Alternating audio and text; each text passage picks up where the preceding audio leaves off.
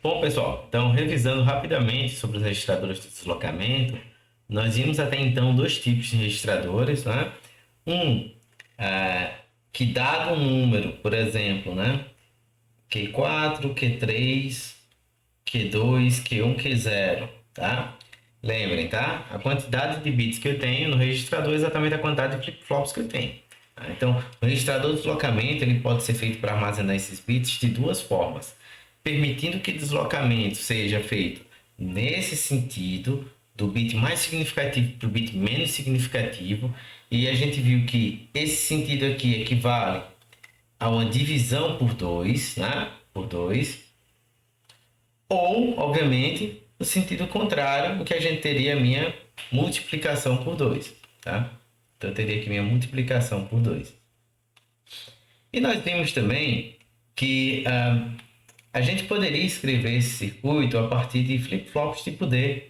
Então, teria, por exemplo, D4, Q4, né? Eu teria o meu D3, Q3, o meu D2, Q2, né? Até chegar exatamente no meu D0, Q0. Né? Então, D1, Q1 e finalmente o meu D0, Q0.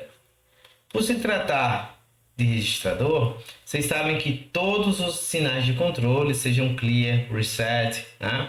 O meu clock, que é o que eu estou fazendo aqui, eles são compartilhados.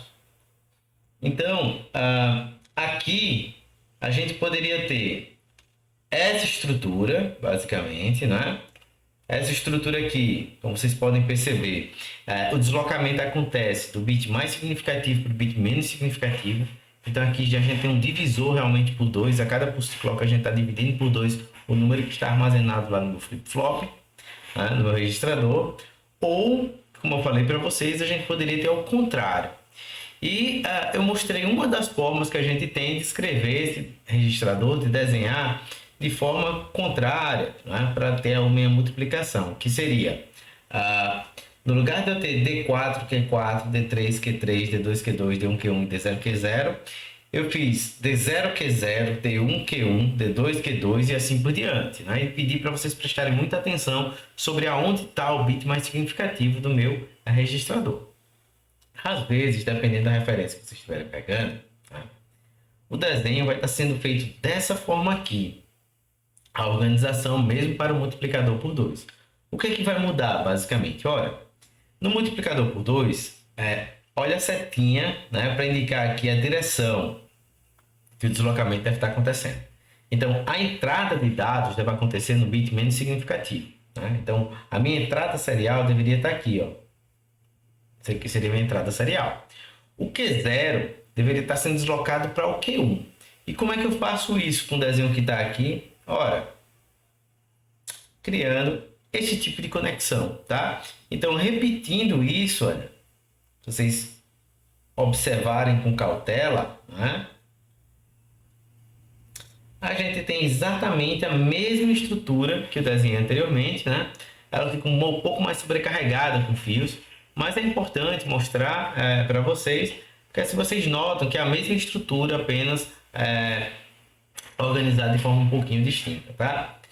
Além do mais, a gente não precisa, obviamente, estar trabalhando sempre com flip-flop tipo D para construir um registrador de deslocamento. Eu poderia estar pensando em trabalhar com flip-flop JK. Então, observe.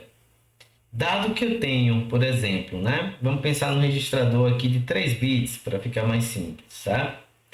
Então, eu teria J2, K2, Q2 e Q2 barra, né?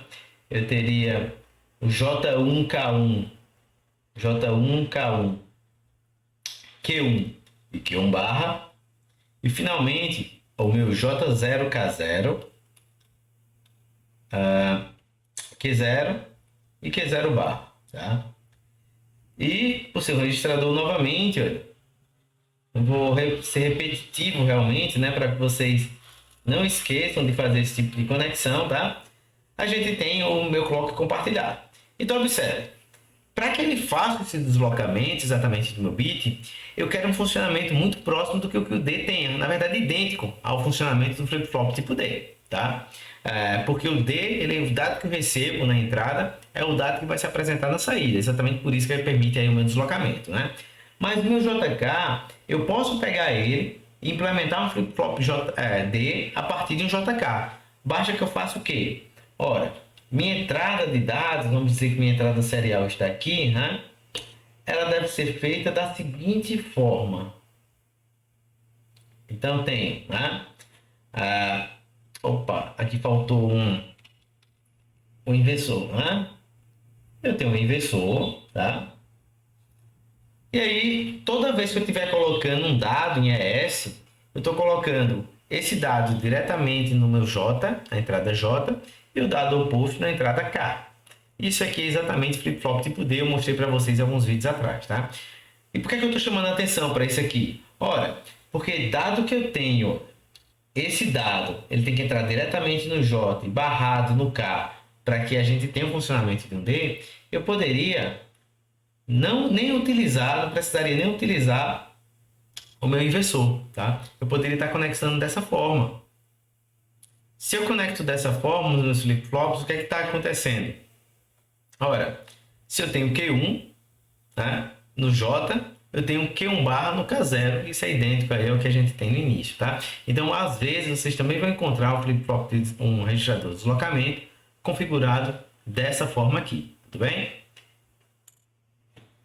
Bom, analisando esses, um resumo rápido, né, do que está acontecendo aqui, a gente tem nesse sistema um dispositivo com entrada serial e que pode ter a saída serial de dados, né? Obviamente, eu poderia ter também aqui uma saída paralela, né? Então, eu poderia estar inserindo dados de forma serial e depois coletando esses dados de forma paralela. Isso quer dizer que eu começo a trabalhar com conversão entre sistemas seriais e sistemas paralelos, tá certo? Então, essa é uma das alternativas que eu tenho para utilizar esse circuito, tá?